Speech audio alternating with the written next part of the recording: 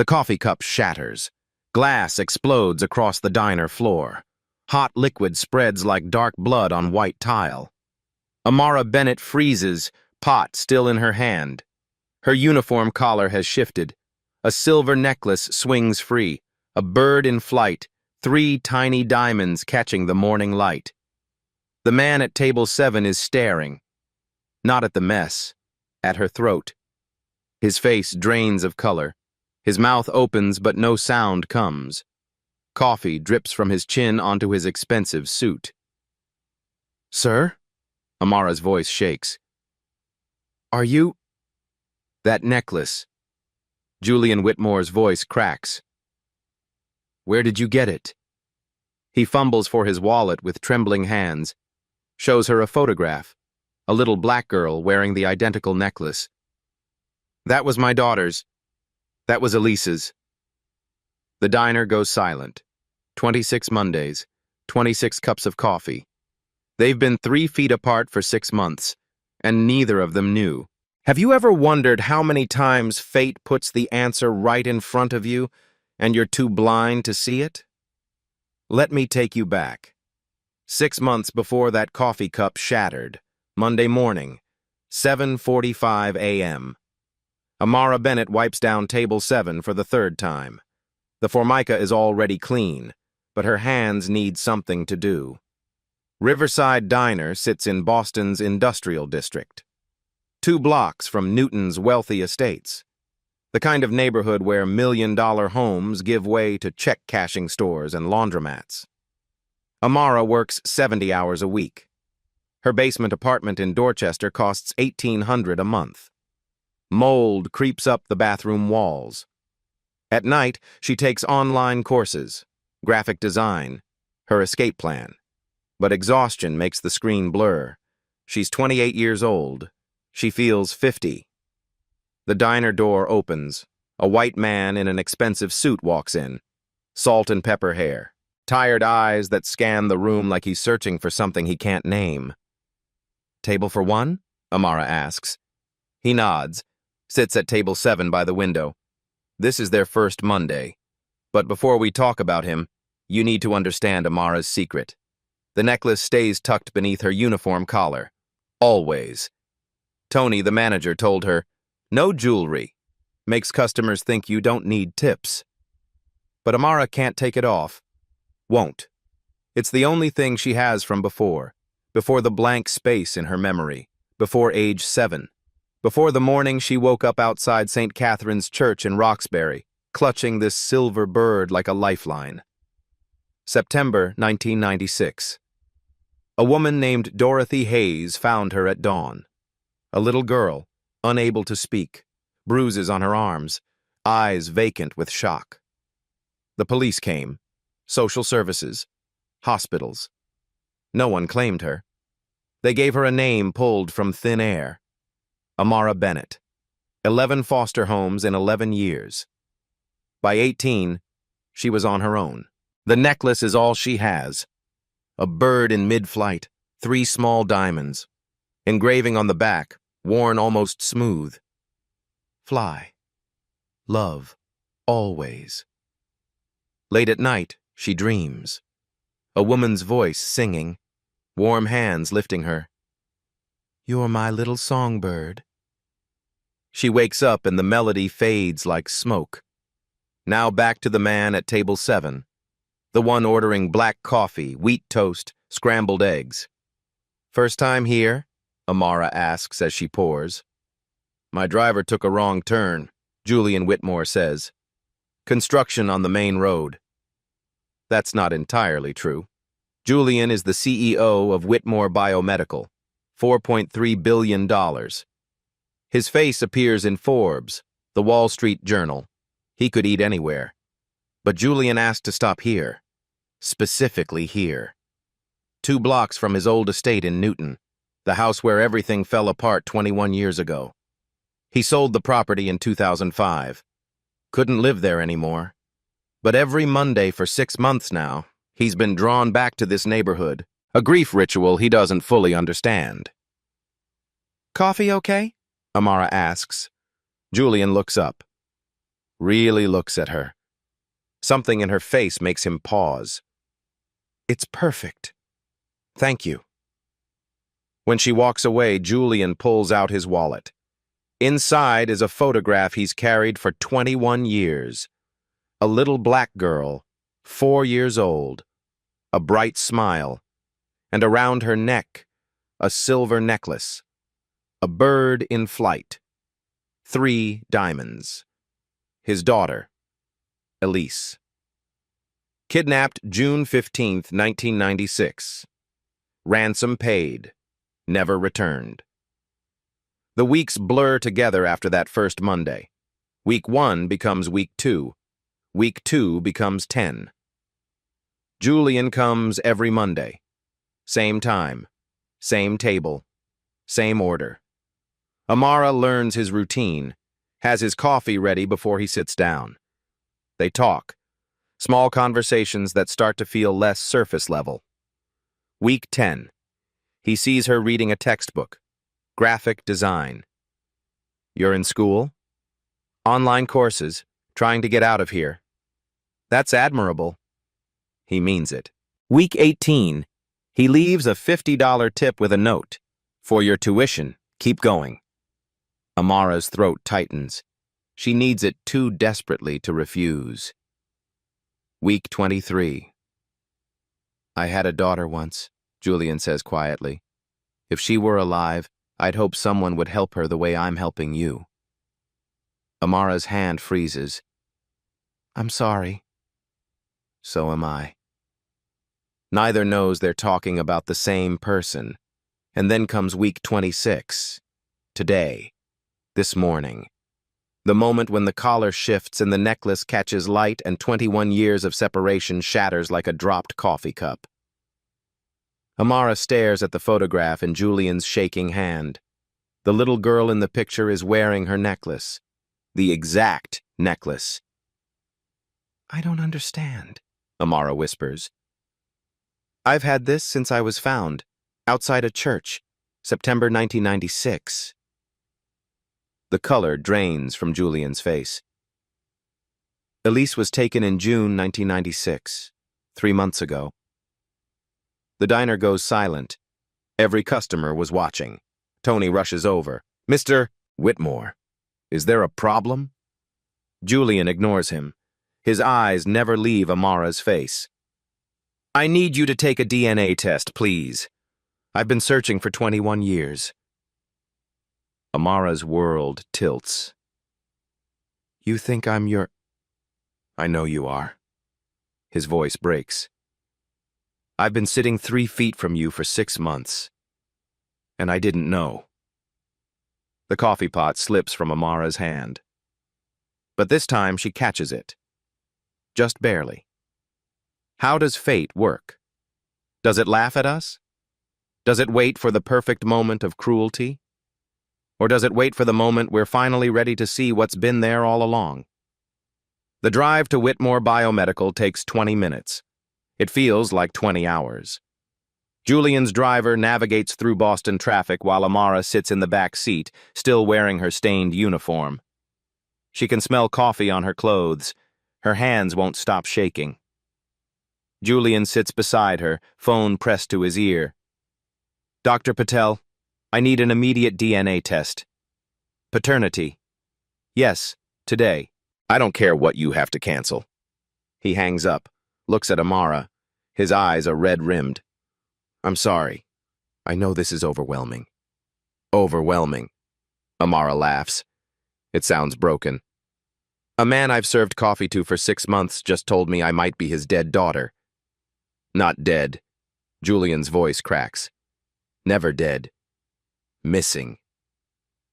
The Whitmore Biomedical building towers over them, glass and steel. Amara has walked past it 100 times. Never imagined she'd be inside.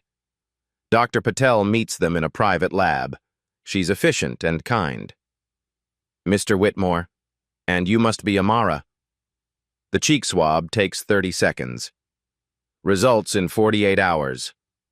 Julian pulls out his wallet, hands Amara a thick stack of bills, $5,000. You said you had rent due. Whether the test is positive or negative, you deserve this.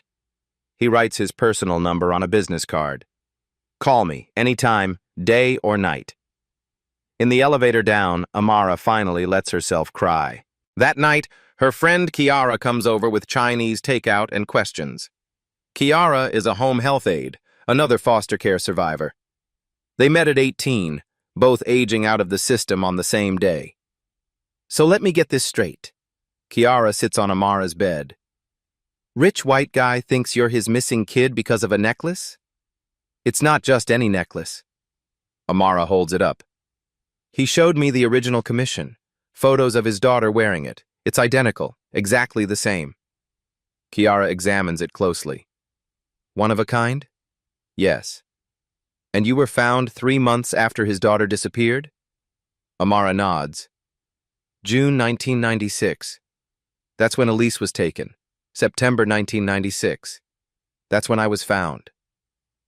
Girl, this is one of those real-life stories you see on TV. Or it's a scam. Amara pulls her laptop over. Maybe he's lonely. Maybe he's crazy. But even as she says it, she doesn't believe it.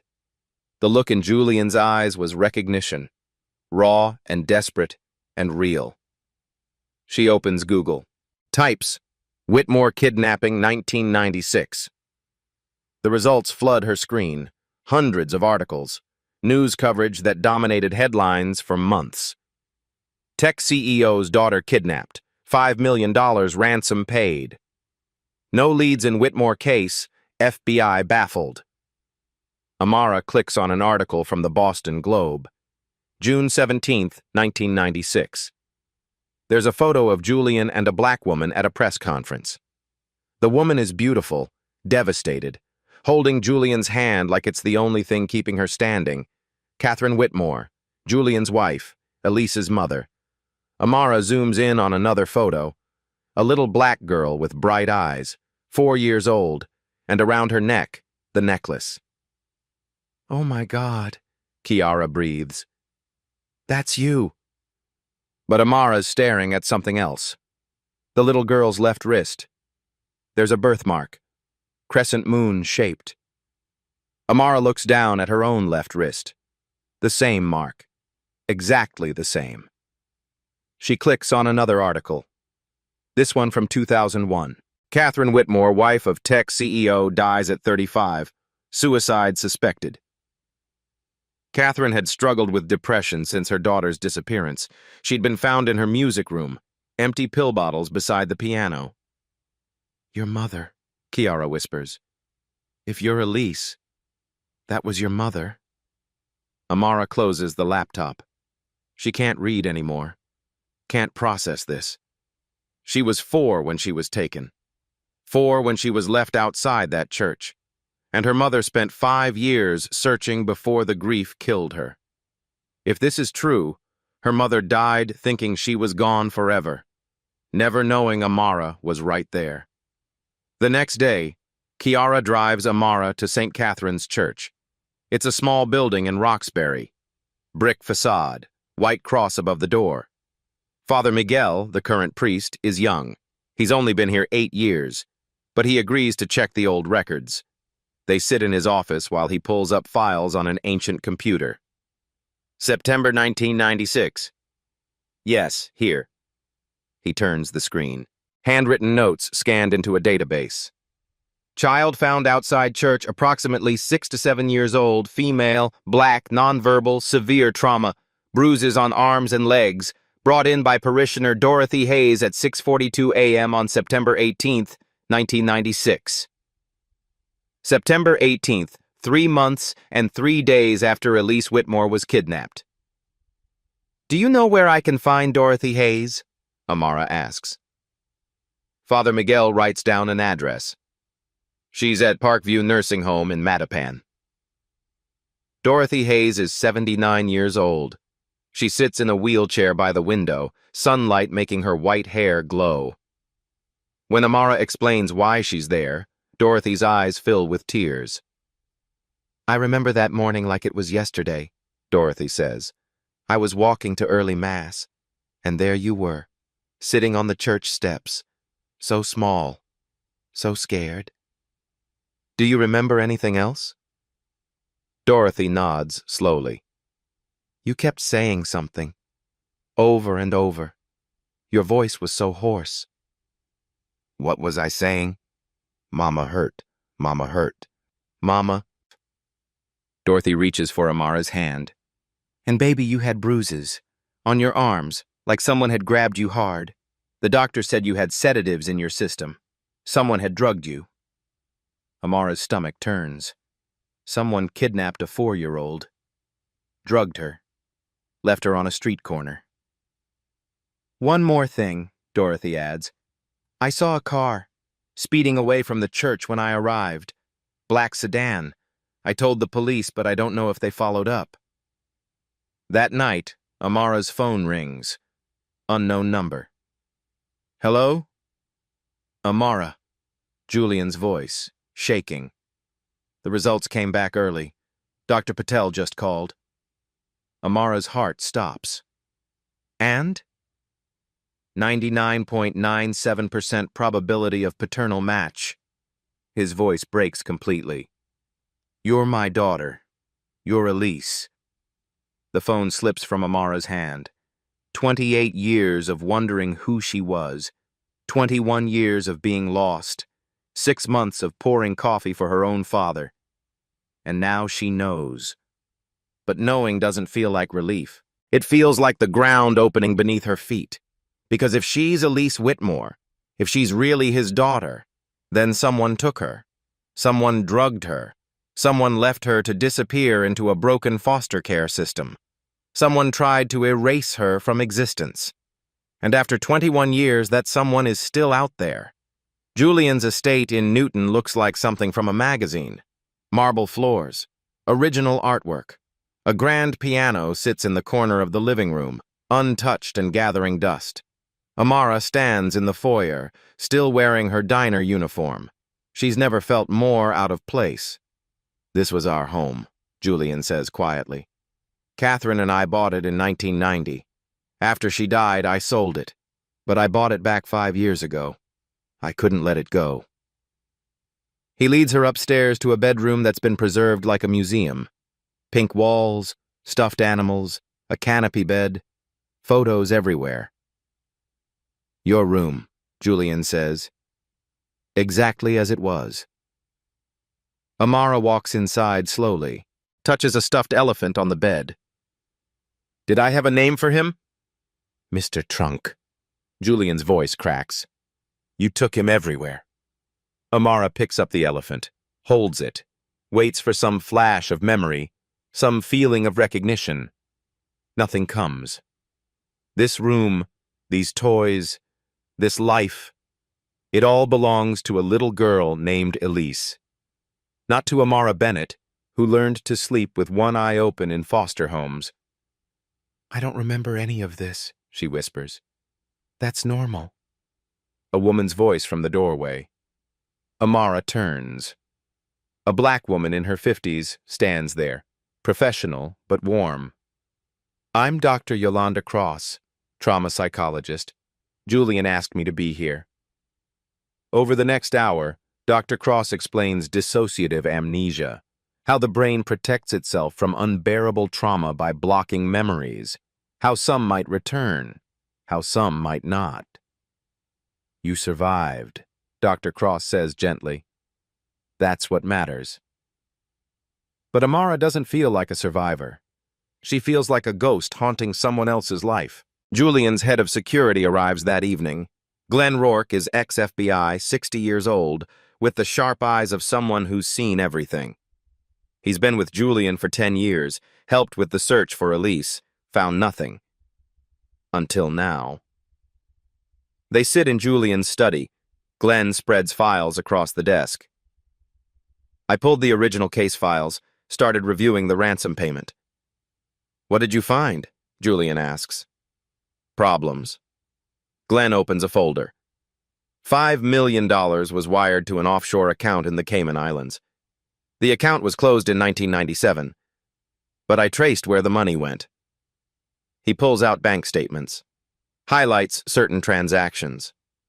500,000 went to an account belonging to someone named Sylvia Crane, your wife's sister. Julian goes very still. Sylvia? There's more. Glenn pulls out another document. 250,000 was deposited in a safety deposit box registered to Lieutenant Frank Barone, Boston PD. He was the local detective on your case. Barone took a bribe? Julian's voice is ice. That's what it looks like. He died in 2019, so we can't question him. But yeah, he was paid off. Amara watches this unfold, her mind racing. Where did the rest of the money go? Glenn looks at her, then at Julian. His expression is grim. That's the part you're not going to like. He pulls out more documents. Financial records, shell companies, transactions that wind through multiple accounts. Significant portions ended up connected to two people, Marcus Whitmore, Victoria Whitmore. The room goes silent. My brother and sister, Julian says slowly. You're saying my brother and sister took the ransom money? I'm saying the evidence points that way. Marcus bought $8 million in real estate in 1998. Victoria bought a $3 million yacht in 1999. Both were essentially broke in 1996. Julian stands, paces. His face has gone pale. No, Marcus and Victoria wouldn't. They're family. Family that hated your wife, Glenn says quietly. I pulled old records, statements from the original investigation. Multiple witnesses said Marcus and Victoria openly opposed your marriage to Catherine, used racial slurs behind your back. Amara's stomach turns. She looks at Julian. They didn't want you married to a black woman. They were. Julian stops, sits back down. They were difficult about it, yes. My father was progressive. Left me controlling interest in the company specifically because I stood up to the family's old attitudes. Marcus and Victoria only got 20% each. They were bitter. Bitter enough to kidnap your daughter? Glenn asks. I don't... Julian puts his head in his hands. I don't know. Glenn pulls out one more document. There's something else. I found records of payments to a security consultant named Theodore Vance. 50,000 in June 1996, right before the kidnapping. Another 50,000 in September 1996, right when Amara was found. The payments came from a shell company Marcus controlled. Vance, Julian repeats. Theodore Vance. I know that name. He's still active, still doing private security work, the kind of work that doesn't ask questions. Glenn looks at Amara. If Marcus and Victoria orchestrated this, they would have needed someone to do the actual kidnapping, someone professional. Amara feels sick. They paid someone to take me, to drug me, to leave me on a street corner. We don't know that for certain yet, Glenn says, but the evidence is strong, and there's one more thing. He pulls out a recording device. I did some digging on Marcus. He's still on the board of Whitmore Biomedical. I planted a bug in his office last week, just a hunch. Listen to this. He presses play. Marcus's voice fills the room, talking to someone on the phone. I heard Julian found some girl claiming to be Elise. DNA test and everything. A pause, then, it's been 21 years. No one can prove anything. But if she starts digging, if she gets the media involved, auditors might look at the 1996 financials. We need to shut this down. Another pause. I don't care how. Just make it go away. Her and Julian if necessary. The recording stops. The room is silent. He just ordered a hit, Amara whispers. On us. Julian's face has gone white with rage. When was this recorded? Yesterday, Glenn says, right after the DNA results came back. He's my brother. Julian's voice shakes. My own brother. Your brother who kidnapped your daughter because she was black. Your brother who drove your wife to suicide. Your brother who's now trying to kill you both. Glenn's voice is hard. We need to go to the FBI. Today. But before anyone can respond, there's a sound. Glass breaking downstairs. Then footsteps. Heavy. Multiple people. Glenn pulls a gun from his jacket. Stay here. But it's too late. The study door slams open. 3 men in masks rush in. Professional. Armed. One grabs Amara. She screams. Fights back. Julian lunges at him. Glenn fires his gun. The sound is deafening in the enclosed space. One attacker goes down, but the other 2 keep coming. Amara feels something sharp press against her neck. A needle. She tries to pull away, but hands hold her tight. No! Julian's voice sounds far away. Don't hurt her! The world starts to blur. Her legs go weak. The last thing she sees before darkness takes her is Julian fighting, Glenn on the ground, blood spreading across the marble floor, and one of the attackers speaking into a phone. Package secure, bringing her in. Then nothing. Amara wakes to darkness and the smell of mildew. Her head throbs, her wrists burn. She tries to move and realizes she's tied to a chair. Panic floods through her. She pulls against the restraints. The rope cuts into her skin. She forces herself to breathe, to think. The room is small, concrete walls, a single bare bulb hanging from the ceiling, currently off. A basement, maybe, or a warehouse. She can hear water dripping somewhere. Traffic sounds muffled in the distance. How long has she been here? Hours? Days? Her throat is dry. Her uniform is torn at the shoulder. There's dried blood on her sleeve. Not hers, she thinks. Glenn's, maybe. Or Julian's. The thought of Julian makes her chest tighten. Is he alive? Is Glenn? Footsteps above her. Voices. She stays very still. Listens. Boss says we hold her until he figures out what to do. A man's voice. Young. Nervous. What's there to figure out? Another man. Older. Rougher. We got our orders. She disappears. Just like last time. Last time. Amara's blood runs cold. They mean when she was 4, when someone drugged her and left her outside a church. Yeah, but that was different, the younger voice says. She was a kid. No one cared about a black kid from Roxbury, but now, she's all over the news. Billionaire's daughter found after 21 years. We can't just dump her and walk away. So we make it look like an accident. Drug overdose, suicide, girl from foster care, working minimum wage, finds out she's rich, can't handle the pressure. Story writes itself. Amara's stomach turns. These men are talking about killing her like it's a business transaction. Casual, easy. The door at the top of the stairs opens. Light floods in. A third voice, this one familiar. Is she awake yet? Amara's entire body goes rigid. She knows that voice. She's heard it before. Marcus Whitmore descends the stairs. Julian's brother, gray hair, expensive suit, the same cold eyes she saw in photos online.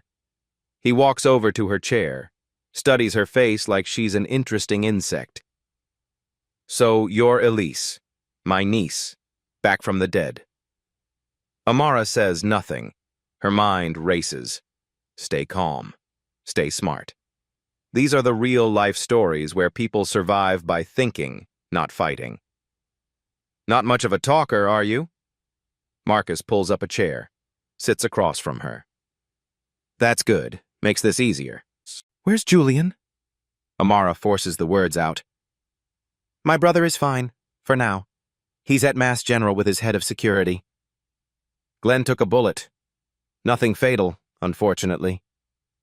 Marcus's smile doesn't reach his eyes. You put up quite a fight. Why are you doing this? Why? Marcus laughs. You really don't understand, do you?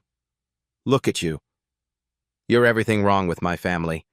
My brother married a black woman, contaminated our bloodline, had a child who was, he waves his hand dismissively, a mistake. The hatred in his voice is so casual it takes Amara's breath away. This is what racism looks like, she realizes. Not always screaming slurs. Sometimes it's just a cold calculation. Someone deciding you don't deserve to exist. So you took me, Amara says quietly. You kidnapped me. You took your brother's money. And then you left a 4-year-old child on a street corner. I did what was necessary. Marcus stands, paces. Julian was weak. He let sentiment cloud his judgment. Our father gave him control of the company because he was the oldest, not because he deserved it. And then he married that woman, Catherine. He spits the name like poison. That woman was my mother. That woman was destroying our family's legacy. And you were the proof of it. A mixed-race child. My father actually celebrated when you were born, said you represented the future of the Whitmore family. Marcus stops, turns to face her. I knew I had to act. So you hired someone. Amara's voice is steady now, anger replacing fear. Theodore Vance. Marcus raises an eyebrow. You've been doing your homework. Yes. Vance is very good at what he does. Made the kidnapping look convincing. Julian never suspected the family. And the ransom? Funded my real estate ventures quite nicely. Victoria's yacht, too. We had debts. Julian had everything. It seemed fair. He says it like he's discussing stock portfolios, not ruining lives. What about Catherine? Amara asks. What about my mother? Something flickers in Marcus's eyes. Not quite guilt, but close. Catherine was collateral damage. She started asking too many questions in 2000. Looking at financial records, she was always too smart for her own good. You killed her. I made sure she had the means to solve her own problems. Marcus sits back down, leans forward. Dr. Feynman was very helpful, prescribed more than enough sedatives. When Catherine's depression got bad enough, nature took its course. You murdered her. Amara's voice shakes with rage. You drove my mother to suicide. I eliminated a threat. Marcus stands. Just like I'm about to eliminate you. Again. Except this time there won't be any coming back. He walks toward the stairs, stops, turns. For what it's worth, this isn't personal. You seem like a nice girl. Wrong genetics, but nice. It's just business. The door closes, the lock clicks. Amara is alone in the dark again. But something's different now. She knows the truth. Marcus confessed everything. And if these touching stories teach you anything, it's that truth has power. She starts working on the ropes, slowly, methodically. The knots are tight, but not professional. These men aren't experts. They're hired muscle. Upstairs, she hears Marcus's voice again. Muffled. On the phone. I don't care about the media attention. Get rid of her tonight. Make it clean. Dump the body somewhere it won't be found for weeks. Amara pulls harder.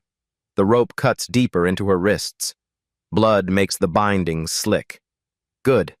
That helps. She thinks about Julian. About 6 months of Monday mornings. About coffee and small talk and $50 tips. About a father who never stopped searching. She thinks about Catherine. A mother who knew the truth but couldn't prove it.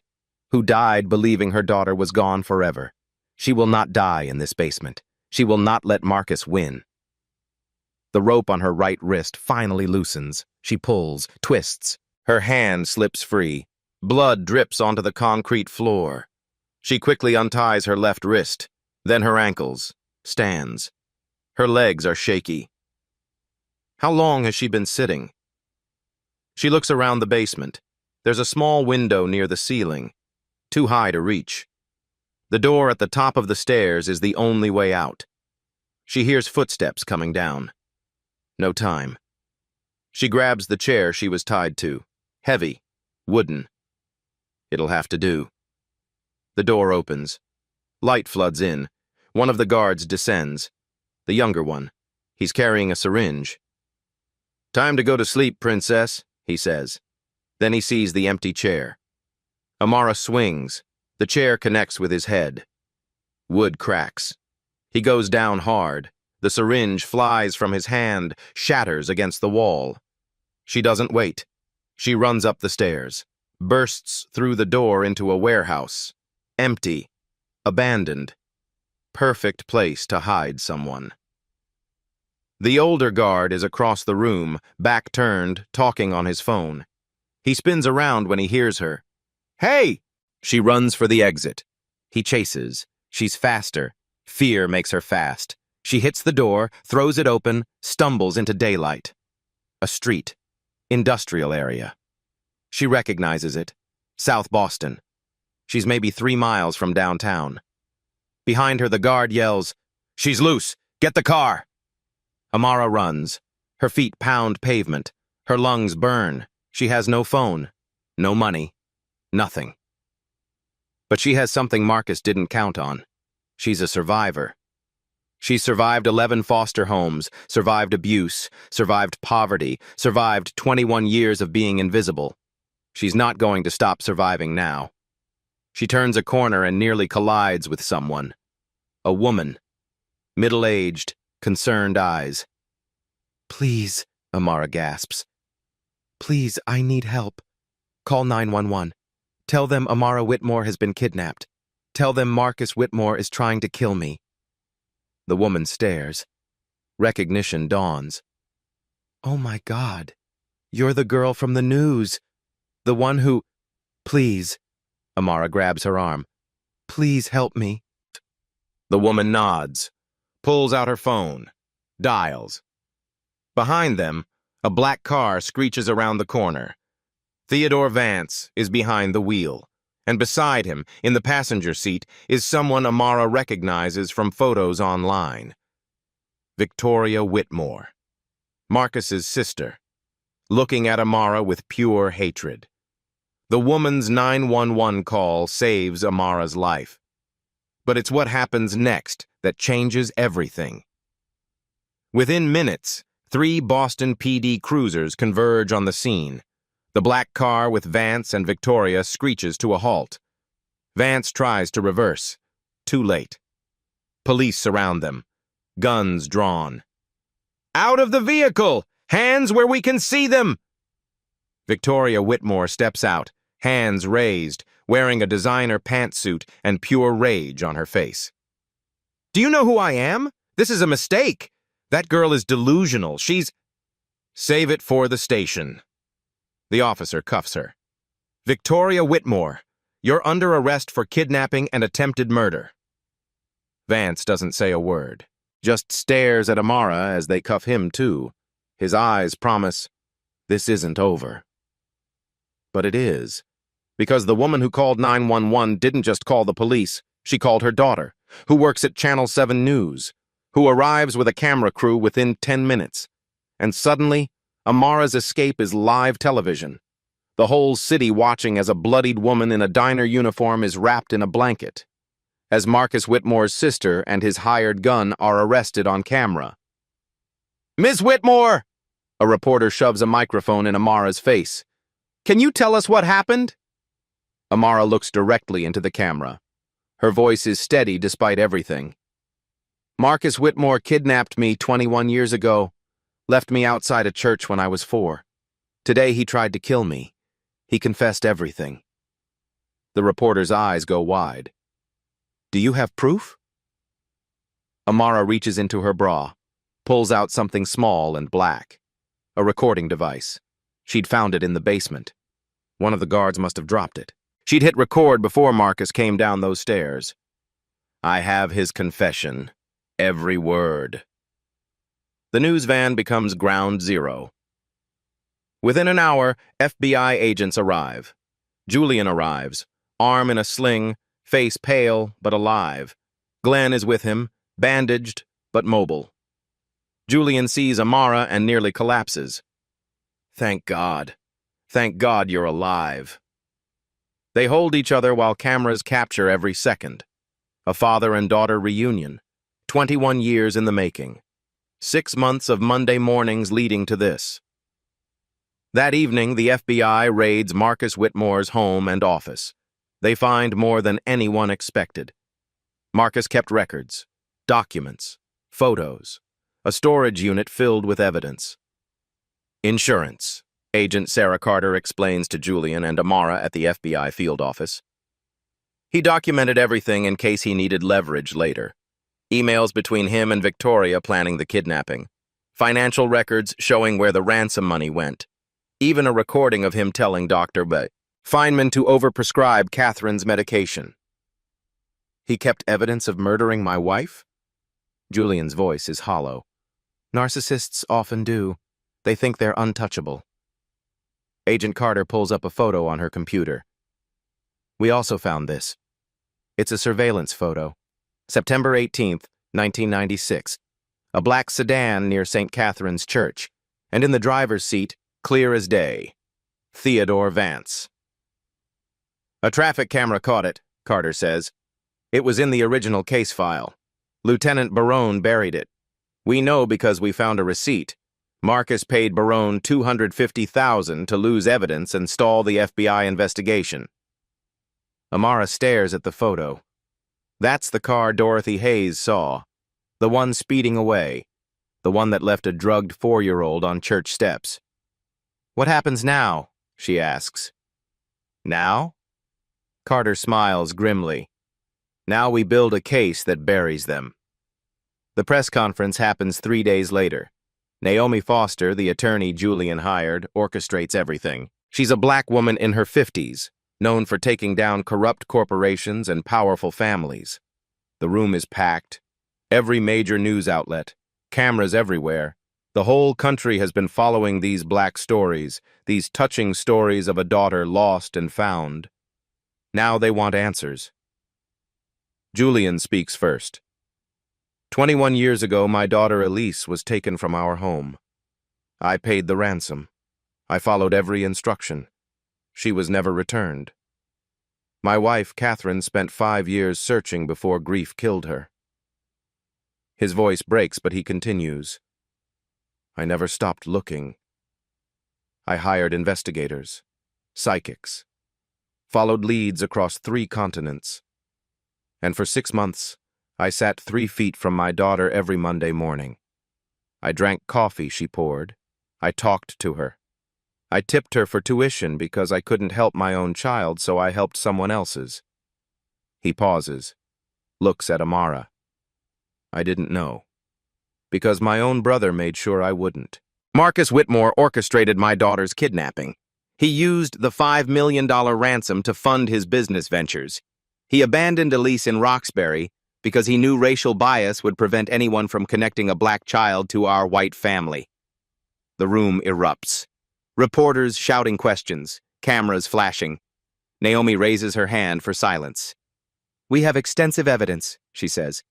Financial records, Marcus's confession, recorded and authenticated, surveillance footage, witness testimony, and most damning of all, documents Marcus himself kept as insurance. She plays the recording. Marcus's voice fills the room, cold, casual, admitting to kidnapping his niece, to driving Catherine to suicide, to order Amara's murder. I eliminated a threat, just like I'm about to eliminate you. Again. The silence after is deafening. Then Amara steps to the microphone. She's wearing a simple black dress Julian bought her. The necklace is visible at her throat.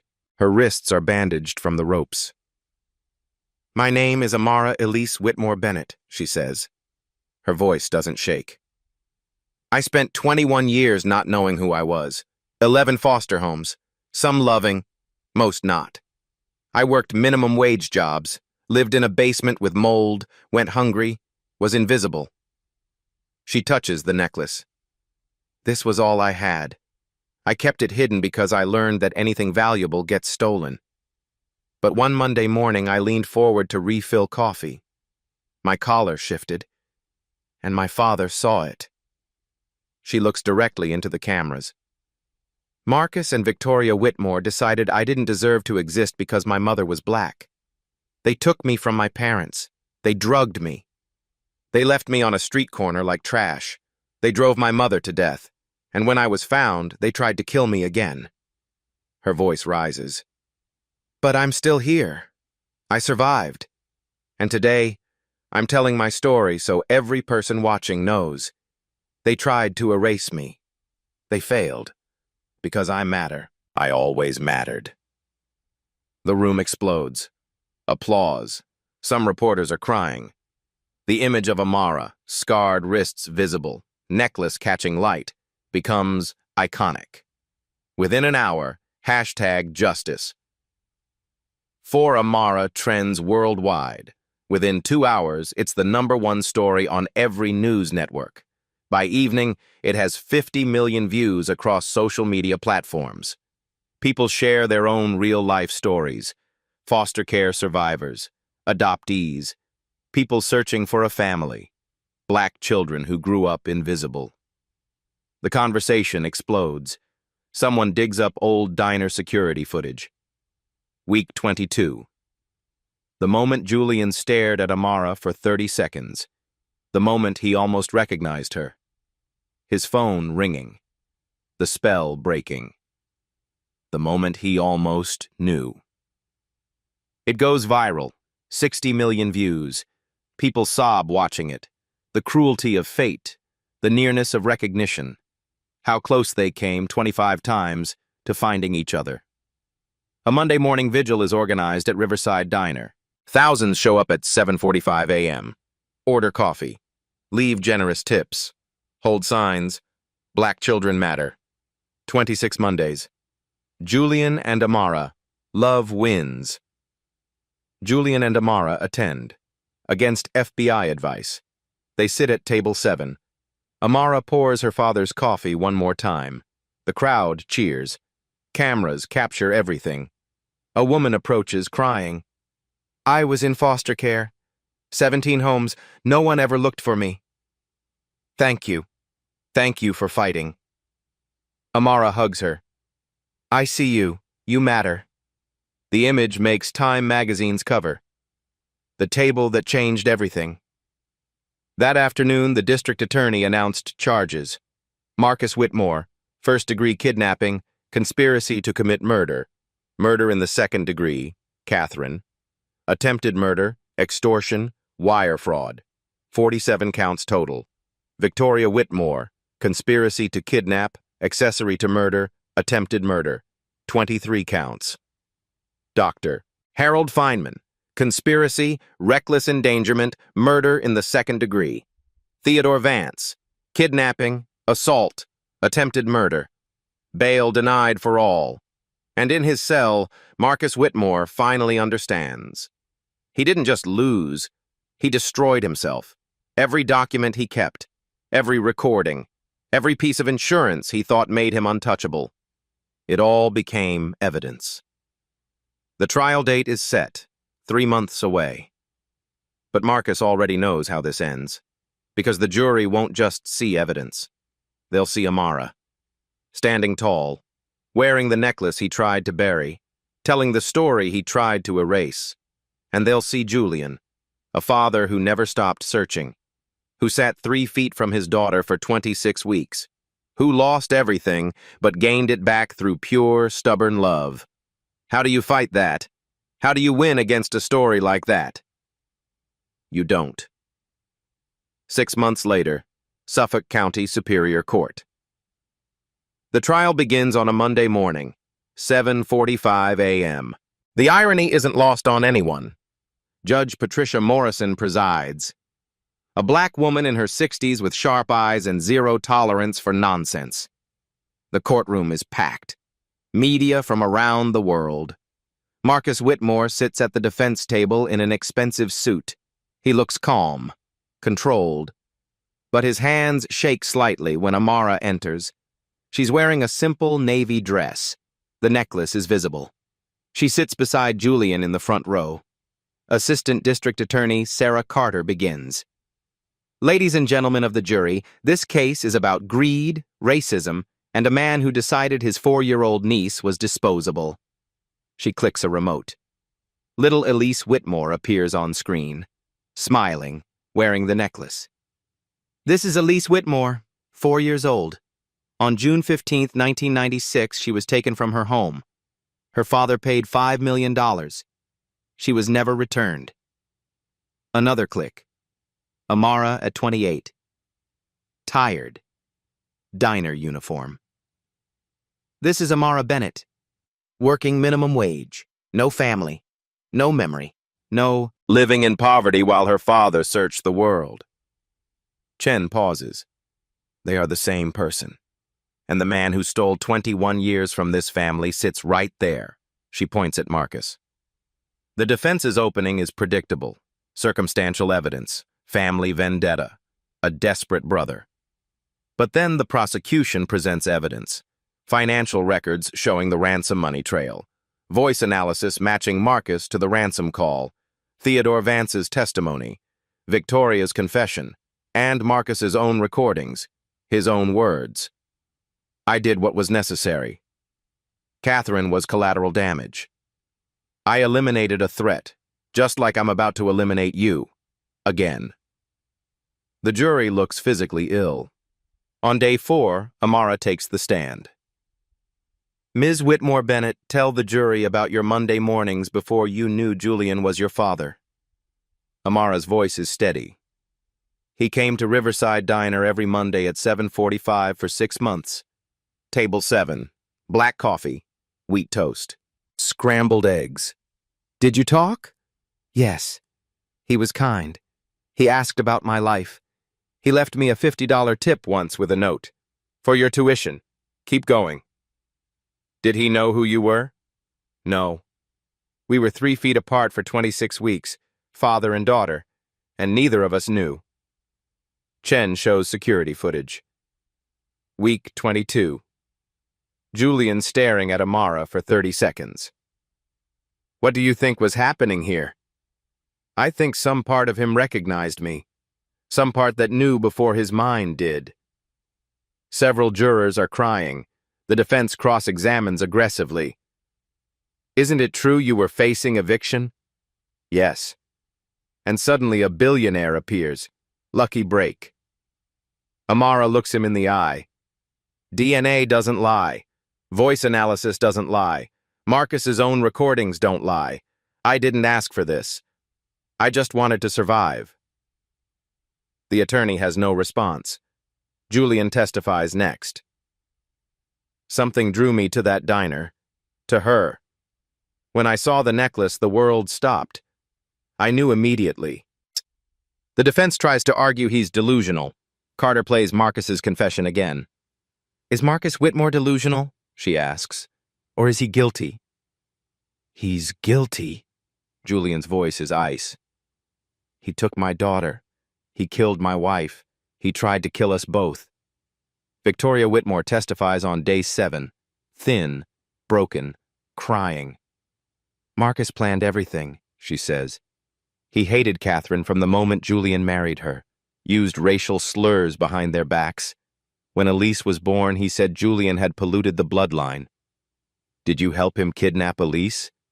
Yes, Victoria sobs. I needed money. Marcus said we'd take the ransom. No one would connect a black kid in Roxbury to a white family in Newton. He was right. What about Catherine? Marcus said she was asking too many questions. He told Dr. Feynman to overprescribe. When Catherine's depression got bad, she had the means. Victoria's voice drops. Marcus celebrated when she died. Said it was one problem solved. More. The courtroom is horrified. The defense rests without calling Marcus to testify. A mistake. The jury sees cowardice. Deliberations take 2 days. On Wednesday afternoon, the jury returns. In the matter of Commonwealth versus Marcus Whitmore, count 1, kidnapping in the first degree, how do you find? Guilty. Guilty on all 47 counts. The courtroom erupts. People cheer, cry. Marcus's face drains of color. His mask shatters. He screams at the jury. "Do you know who I am? Do you know what family I come from?" Judge Morrison's gavel cracks like thunder. "I know exactly who you are, Mr. Whitmore. You're a man who kidnapped his niece, murdered his sister-in-law, and tried to kill your own brother." Bailiff, remove him. 2 weeks later, sentencing. Judge Morrison's voice is measured but hard. "Marcus Whitmore, you looked at a 4-year-old child and decided she was disposable because of her race. You stole 21 years from a family. You drove a woman to death. You showed no remorse." She looks at him directly. "Life without possibility of parole, plus 50 years consecutive. Marcus will die in prison." Victoria, 30 years. Dr. Feynman, 25 years. Theodore Vance, 20 years. Before final sentencing, Judge Morrison allows Amara to speak.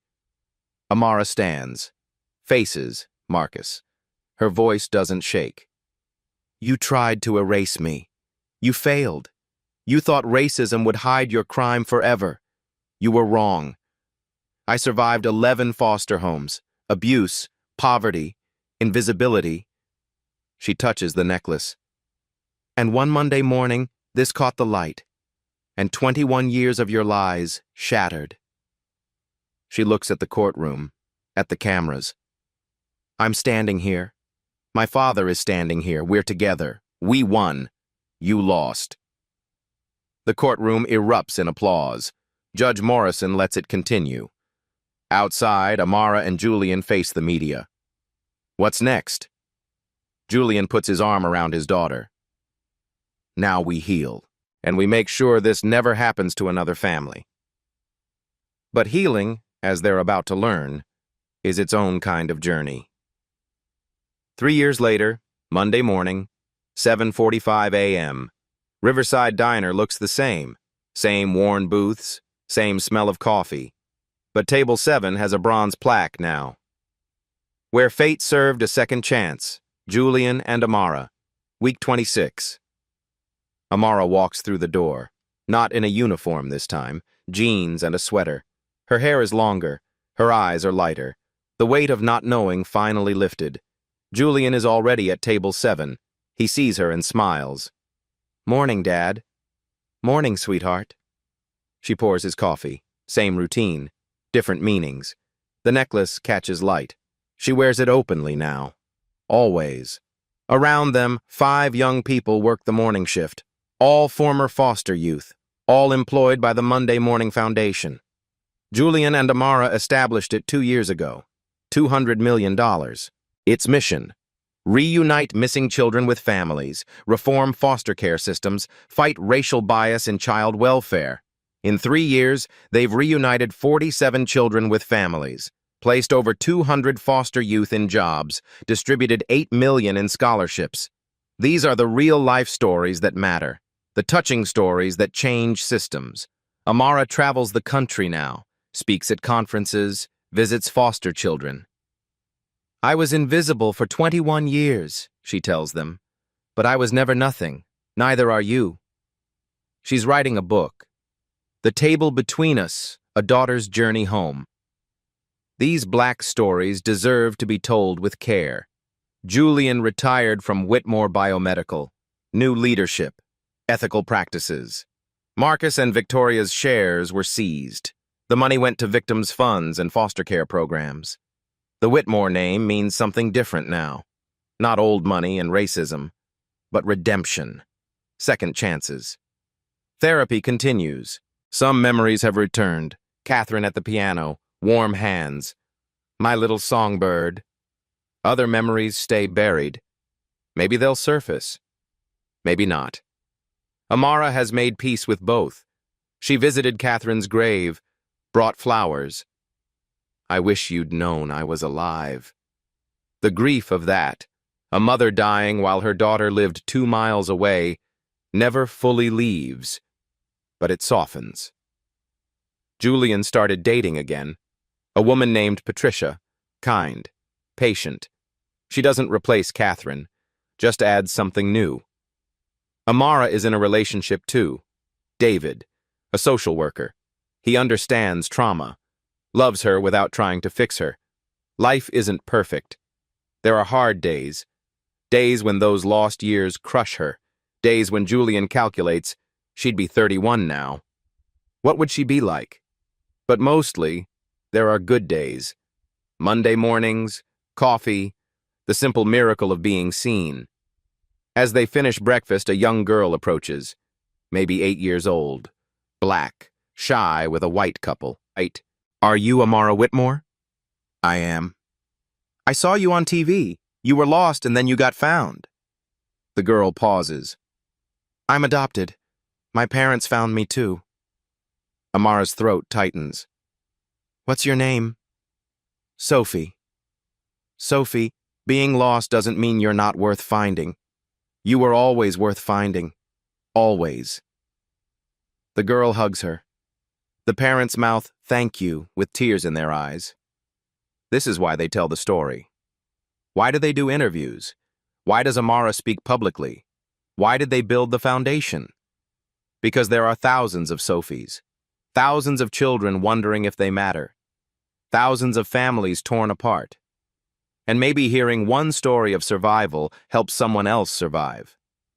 Outside, Julian and Amara walk to his car. The morning sun is bright and warm.